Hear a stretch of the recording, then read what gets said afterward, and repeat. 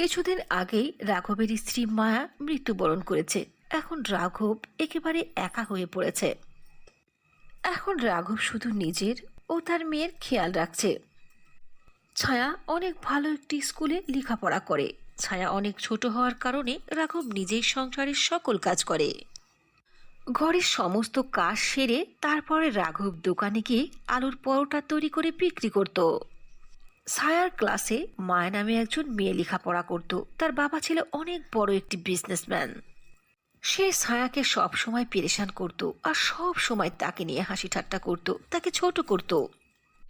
এভাবে দিন কাটছিল।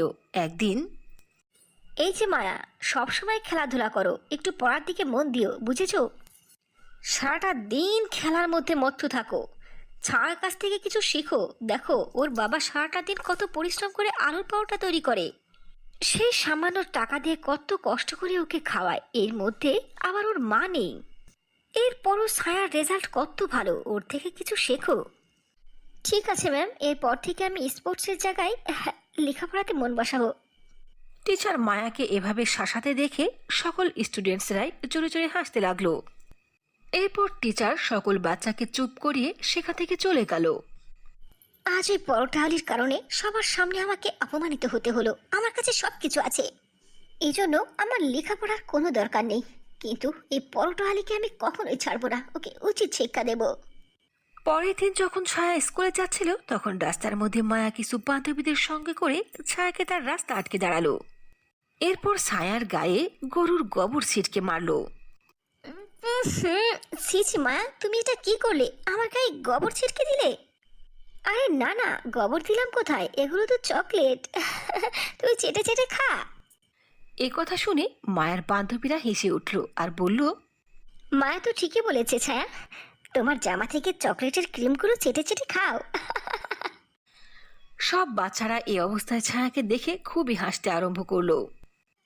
এই যে ছায়া, তুই আমার দিকে এভাবে তাকিয়ে আছিস কেন? আমাকে খাবি নাকি? ছায়া এতটা নিজেকে ইনসাল্ট হতে দেখে খুবই কষ্ট পেল। এরপর সে সেখান থেকে চলে গেল। দেখো দোস্তরা, ওকে যদি আমি মাটির সাথে মিশিয়ে না দেই তাহলে আমার নাম মায়া নয়, আমি হলাম এই এলাকার সবচেয়ে ধনীর মেয়ে। আমি ওকে দেখে ছাড়বো। ও আমাকে অপমান করেছে। কিছুদিন পরে মায়ার জন্মদিন আসলো। মায়া তার স্কুলের সকল স্টুডেন্টসদেরকে তার জন্মদিনে আসার জন্য ইনভাইট করলো।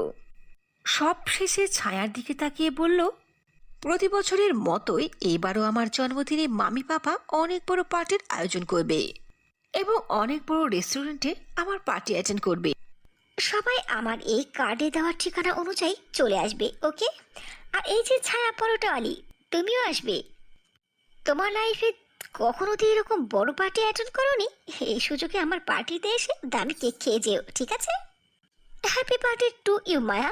তুমি যখন আমাকে ইনভাইট করলে আমি অবশ্যই তোমার জন্মদিন পার্টিতে আসব। আচ্ছা ঠিক আছে, আসবি তো ভালো কথা, কিন্তু ভালো কাপড় পরে আসবি। আমার জন্মদিনে অনেক ধনী ধনী গেস্টরা আসবে। আমার মাম্মি ও ড্যাডের ফ্রেন্ডসদের সামনে যদি ছেঁড়া ফাটা কাপড় পরে আসিস না তাহলে ওদের অনেক ইনসাল্ট হবে।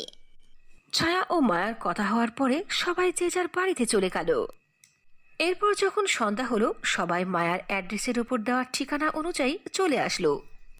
সবার মতো ছায়াও রেডি হয়ে সেই ঠিকানায় চলে আসলো। আর এত বড় পার্টির আয়োজন দেখে ছায়া বলল, ওয়াও, কত সুন্দর আর কত বড় পার্টি! আজ পর্যন্ত আমি এত বড় পার্টি জীবনে কখনো দেখিনি। মায়া ঠিকই বলেছিল, আমার লাইফে জীবনে কখনো এত বড় পার্টি হয়তো বা আমি দেখিনি, আর দেখবো না। ছায়া এসব ভাবছিল, ঠিক সেই সময় সেখানে মায়া চলে আসলো আর বলল, এই যে ফকিনের বাচ্চা, তুই চলে এসেছিস? আচ্ছা ঠিক আছে, এসেছিস যখন তখন কেকটা খেয়ে যাবি। আর আমার এত বড় পার্টি দেখে অবশ্যই তুই মনে মনে কল্পনা করছিস যে এত বড় পার্টি জীবনে তো দেখা দূরের কথা, তুই ব্রেনেও কল্পনা করিসনি। এ কথা বলে মায়া সেখান থেকে চলে গেল। কিছুক্ষণ পরে কেক কাটা হলো। এরপর মায়া কেকের একটি টুকরো নিয়ে ছায়ার কাছে আসলো। ছায়া যখনই কেক নেওয়ার জন্য হাত বাড়ালো মায়া ইচ্ছে করে কেকটা তার জামার উপরে ফেলে দিল। উফ, ছায়া মিস্টেক হয়ে গেছে, কেকটা তোমার জামার উপরেই পড়ে গেল। সমস্যা নেই, তুমি জামার উপর থেকে ছেটে ছেটে তোমার কেকটাকে খাও, ঠিক আছে? মায়া, তুমি কিন্তু আমাকে অপমান করছো। তুমি ইচ্ছে করে কেকটাকে আমার জামার উপরে ফেলেছো।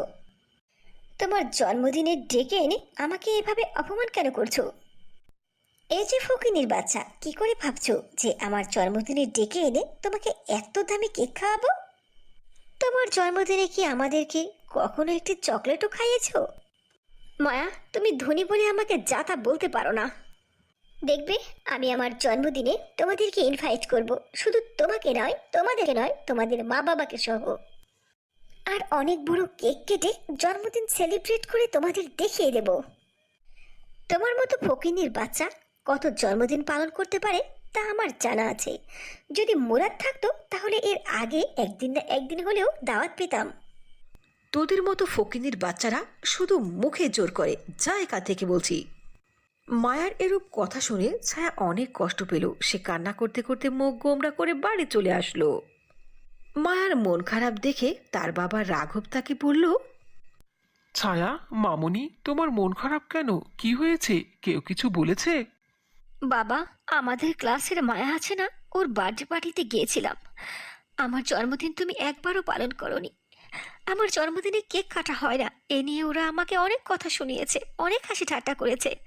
আমি বড় মুখ করে ওদের বলে এসেছি যে কিছুদিন পরে আমার জন্মদিন, আমার জন্মদিনে তোদেরকে আমি ইনভাইট করব, অনেক বড় কেক কাটা হবে, নতুন জামা পরবো। বাবা, তুমি কি আমার এই মনের আশাটাকে পূর্ণ করতে পারবে?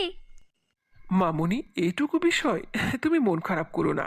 ঠিক আছে, এইবারের জন্মদিনে আমি তোমার জন্য কেক আনবো, আর তোমার জন্য নতুন জামাও কিনে আনবো। অনেক ধুমধাম করে তোমার জন্মদিন সেলিব্রেট করব। এখন একটু হাসো। বাবার এই কথা শুনে ছায়ার মন ভালো হয়ে গেল। এরপর ছায়া খাবার খেয়ে ঘুমিয়ে পড়ল। এর কিছুদিন পরে ছায়ার জন্মদিন চলে আসলো। ছায়ার বাবা রাঘব বলল, বেটা, আজ তোমার সকল বান্ধবীদেরকে দাওয়াত করবে। আমি সন্ধ্যের আগেই বাড়ি ফেরার সময় তোমার জন্য কেক নিয়ে আসবো আর নতুন জামা। ছায়া মনের আনন্দে স্কুলে গেল আর তার বান্ধবীদেরকে ইনভাইট করলো। যখন সন্ধে হলো তখন ছায়ার সকল বান্ধবী, এমনকি মায়াও অনেক সুন্দর করে সাজে অনেক দামি জামা পরে ছায়ার জন্মদিনে চলে আসলো। এইটুকু ঝুপড়ির মধ্যে থাকিস আর তোর কথা শুনে মনে হয় যে কত বড় রাজরানী। দাওয়াত করে তো এনেছিস, দেখব কত বড় কেক কাটিস। এরই মধ্যে রান্নাঘর থেকে ছায়ার বাবা রাঘব ছায়াকে ডাকতে আরম্ভ করলো।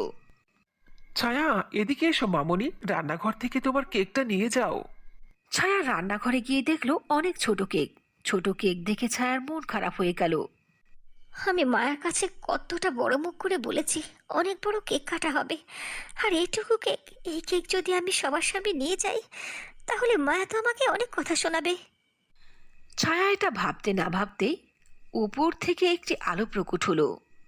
আর সেই আলোর সাথে সাথে ছায়ার মায়ের মৃত আত্মা প্রকট হয়ে গেল ও বলল, বেটা, কি হয়েছে তোমার? তুমি কান্না করছো কেন?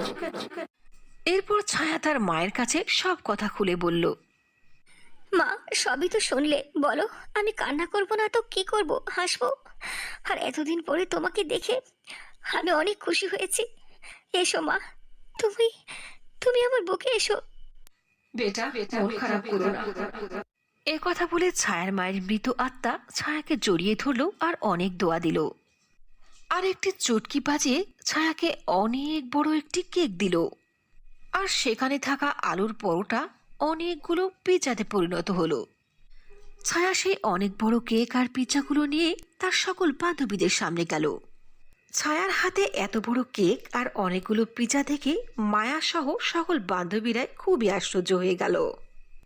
এরপর ছায়া অনেক আনন্দ করে তার বান্ধবীদের সঙ্গে তার জন্মদিন সেলিব্রেট করলো।